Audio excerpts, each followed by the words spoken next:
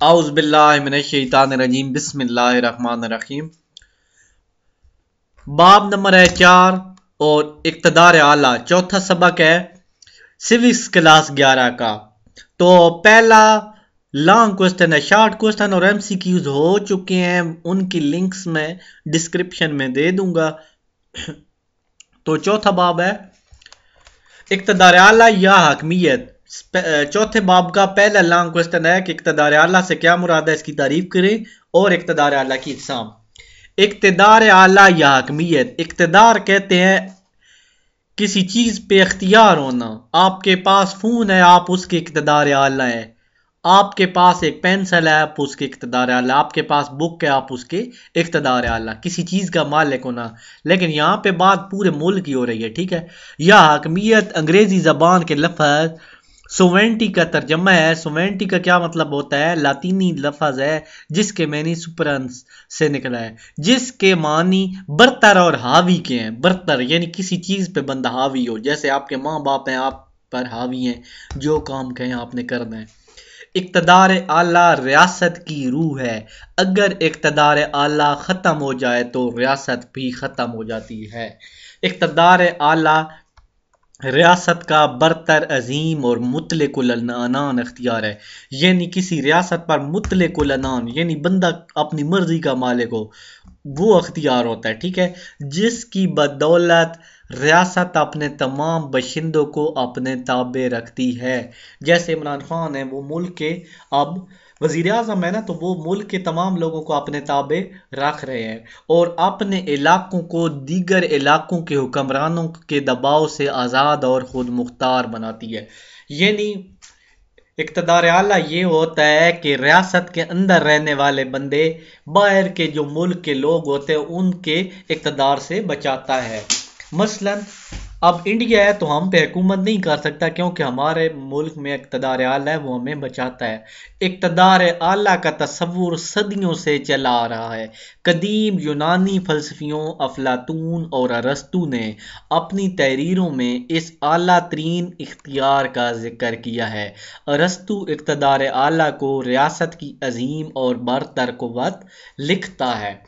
مشہور عرب فلسفی ابن خلدون نے مقدمہ ابن خلدون میں ریاست کے برتر اختیار کی تفصیلاً بحث کی۔ یعنی یہ جو پرانے ہیں افلاطون ارسطو، انہوں نے بھی ریاست کے اعلیٰ اختیار پر بحث کی۔ اقتدار اعلیٰ واضح اور مکمل خیالی پہلی بار 16ویں صدی میں ایک فرانسیسی مفکر یان بودان نے اپنی تصانیف ریپبلیکا میں کیا۔ یعنی فرسٹ آف آل جو پہلے تو ایسے ہی نظریہ ہوتا تھا کہ یہ اقتدار ہے، لیکن جو باقاعدہ لکھا گیا نظریہ وہ فرسٹ آف آل فرانسیسی مفکر یان بودان نے اپنی تصانیف میں اس کا ذکر کیا ہے۔ اقتدار اعلیٰ کی تعریف، پہلے مفہوم لکھنا ہے پھر تعریف۔ ارسطو نے کیا تعریف کی؟ اقتدار اعلیٰ ریاست کی عظیم اور برتر طاقت ہے۔ روسو کہتا ہے اقتدار اعلیٰ مطلق، ناقابل تقسیم اور ناقابل انتقال اختیار کا نام ہے۔ برجیس کیا کہتے ہیں؟ مطلق العنان، لامحدود اور بنیادی قوت جو ریاست کے تمام باشندوں اور اداروں پر حاوی ہو۔ اچھا جی، یہاں بدا کیا کہتے ہیں؟ اقتدار اعلیٰ ریاست کا وہ اعلیٰ اختیار ہے جس پر کوئی پابندی نہ ہو۔ ولو بائی کیا کہتے ہیں؟ اقتدار اعلیٰ ریاست کی برتر مرضی کو کہتے ہیں، یعنی برتر مرضی ریاست کی، ٹھیک ہو گیا۔ اس کے بعد جان آسٹن، اگر کوئی معین برتر فرد جو اپنے جیسے کسی دوسرے برتر فرد کی اطاعت کا عادی نہ ہو اور عوام کی بڑی اکثریت اس کے احکامات کی عادتاً پیروی کرتی ہو، وہ مقتدر اعلیٰ ہے اور معاشرہ اس برتر فرد سمیت آزاد اور خود مختار معاشرہ ہے۔ مندرجہ بالا تعریفوں سے اقتدار اعلیٰ کے کتنے دو پہلو نکلتے ہیں، ایک اندرونی اقتدار اعلیٰ، ایک بیرونی اقتدار اعلیٰ۔ ایک ریاست کے اندر رہنے والے تمام باشندے اور ان کے بنائے ہوئے تمام ادارے جس اختیار کے تابع ہوں وہ اندرونی اقتدار اعلیٰ ہے۔ ریاست کی حدود میں نہ کوئی جماعت نہ کوئی ادارہ اس کے کنٹرول سے آزاد ہوتا، یعنی ریاست کے اندر، ملک کے اندر جو بھی لوگ رہتے ہیں وہ اس ریاست کے اختیار میں ہوتے ہیں۔ یہ اندرونی اقتدار اعلیٰ ہے۔ بیرونی اقتدار اعلیٰ ریاست کو غیر ملکی دباؤ سے آزاد رکھتا ہے، یہ خود مختار اور مطلق العنان ہوتا ہے۔ جب ریاست پر دوسری ریاستوں کا دباؤ نہ ہو تو وہ تمام فیصلے اپنی مرضی سے کرنے کی مجاز ہو تو اس سے اقتدار اعلیٰ ملا ہوا ہوتا ہے۔ ریاست اقتدار اعلیٰ کے طفیل اپنی پالیسیاں خود ترتیب دیتی ہے اور بیرونی تعلقات قائم کرتی ہے۔ مطلب کہنے کا کیا ہے کہ باہر کا کوئی ملک ریاست پہ حکومت نہیں کر سکتا، جیسے پاکستان ہے، اس پہ نہ انڈیا نہ امریکہ نہ کوئی اور ملک حکومت کر سکتا ہے۔ تو یہ کیا ہے؟ بیرونی اقتدار اعلیٰ ہے۔ ٹھیک ہو گیا؟ اب اقتدار اعلیٰ کی اقسام کائنڈز برائے نام اور حقیقی اقتدار اعلیٰ، تو یہ ہے بادشاہت مطلق العنان تھی جو برطانیہ میں بادشاہ اقتدار اعلیٰ کا مظہر بھی تھا اور اس کا استعمال بھی حقیقی طور پر اس کی مرضی سے تھا۔ رفتہ رفتہ جمہوری قدریں متعارف ہوئیں اور بالآخر بادشاہ بے اختیار اور برائے نام حیثیت اختیار کر گیا۔ حقیقی قوت وزیر اعظم، کابینہ اور پارلیمنٹ کو منتقل ہو گئی۔ آج کل بادشاہ رسمی اور برائے نام اقتدار اعلیٰ کا مالک ہے۔ رسمی بھی ہوتا ہے، رسمی بھی بول سکتے ہیں۔ آئین نے حقیقی اقتدار اعلیٰ تاج کے سپرد کر دیا۔ تاج ایک ادارہ ہے جو بادشاہ، وزیر اعظم، وزراء اور پارلیمنٹ کا مجموعہ ہے۔ ٹھیک ہے؟ پہلے کیا ہوتا تھا؟ بادشاہ خود حکم دیتا تھا کہ یہ کرو وہ کرو، لیکن آج کل بادشاہ کا صرف نام ہے۔ انہوں نے جیسے برطانیہ، انہوں نے ایک تاج کے سپرد کیا ہے اور تاج ایک ادارہ ہے کہ یہ کام اس نے کرنا ہے، تو وہ جو کام اس کو حکم ملتا ہے وہ کرتا ہے۔ وزیر اعظم، وزراء، پارلیمنٹ کا مجموعہ ہے۔ اس طرح بھارت میں صدر برائے نام حیثیت کا مالک ہے، وہی کردار ادا کر رہا ہے جو برطانیہ میں ملکہ نبھا رہی ہے۔ اس کے بعد کیا آتا ہے؟ آئینی اور سیاسی اقتدار۔ آئینی لفظ سے پتہ چلتا ہے کہ آئین قانون والا آئین، اور سیاسی اقتدار یعنی قانون اور سیاست سے ریاست اپنے انتخابات منعقد ہوتے ہیں۔ ریاست میں انتخابات ہوتے ہیں یعنی ووٹ ہوتے ہیں۔ رائے دہندگان یعنی رائے دہندگان ہم لوگ ووٹ دینے والے اپنی اپنی آراء کا اظہار کرتے ہیں۔ ہم پھر کیا کرتے ہیں؟ اپنی آراء کا اظہار کرتے ہیں۔ سیاسی جماعتیں ان رائے دہندگان کی رہنمائی کرتی ہیں۔ ٹھیک ہے؟ سیاسی جماعتیں کیا کرتی ہیں؟ ہمیں بتاتی ہیں کہ یہ بندہ ٹھیک ہے، یہ غلط ہے، اسے ووٹ دو، اسے نہ دو۔ انتخابی عمل کے بعد حکومت قائم ہوتی ہے۔ صدارتی نظام میں صدر اور پارلیمنٹ نظام میں وزیر اعظم حکومت کی باغ ڈور سنبھالتا ہے۔ اس طرح قائم ہونے والی حکومت کو اقتدار اعلیٰ کے استعمال کا حق مل جاتا ہے۔ آئین کی روح سے بننے والی حکومت جس اختیار کو استعمال کرتی ہے آئینی اقتدار اعلیٰ کہلاتا ہے۔ اس اقتدار اعلیٰ پر اثر انداز ہونے والی قوتیں وہی ہوتی ہیں جو انتخابی عمل میں بڑھ چڑھ کر حصہ لیتی ہیں۔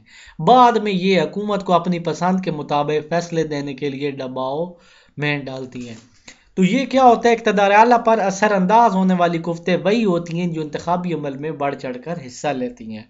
یہ قوتیں سیاسی اقتدار اعلیٰ کہلاتی ہیں، یعنی وہی قوتیں ہوتی ہیں نا کہ وہ ووٹ جیت آتی ہیں اور ملک اس میں آ جاتی ہیں۔ جو رائے دہندگان ہوتے ہیں، پروفیسر ڈائسی کیا کہتے ہیں؟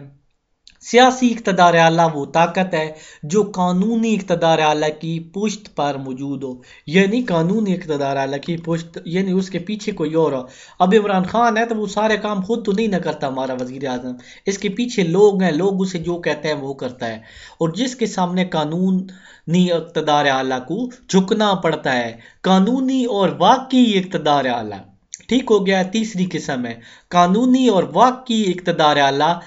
اقتدار اعلیٰ عام طور پر کسی ایک فرد یا ادارے کے ہاتھ میں رہتے ہیں۔ وہ واقعی طور پر اختیار کا مالک ہوتا ہے اور ریاست کا قانون بھی اسے تسلیم کر رہا ہوتا ہے۔ اچانک ریاست میں انقلاب آتا ہے، کوئی فرد یا ادارہ طاقت کے زور سے قانونی قوت کا تخت الٹ کر اقتدار پر قابض ہو جاتا ہے۔ ایسے میں ریاست میں دو اقتدار اعلیٰ نظر آنے لگتے ہیں۔ برسر اقتدار اعلیٰ آنے والا فرد یا ادارہ وقتی طور پر مقتدر اعلیٰ بن جاتا ہے۔ یعنی کیا ہوتا ہے؟ دو اقتدار اعلیٰ نظر آنے لگ جاتے ہیں۔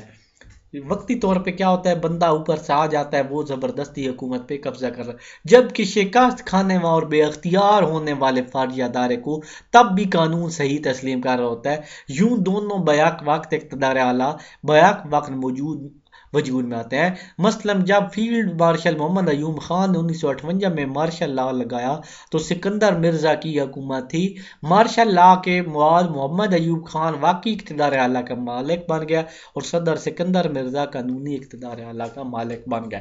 جیسے 1999 میں نواز شریف کیا تھا، وزیر اعظم تھا، پیچھے سے صدر پرویز مشرف ہے، اس نے مارشل لا لگا کے خود صدر بن گیا، تو کیا ہوگا؟ قانونی طور پہ وزیر اعظم کون تھا؟ نواز شریف، لیکن جو صدر بنا وہ کون تھا؟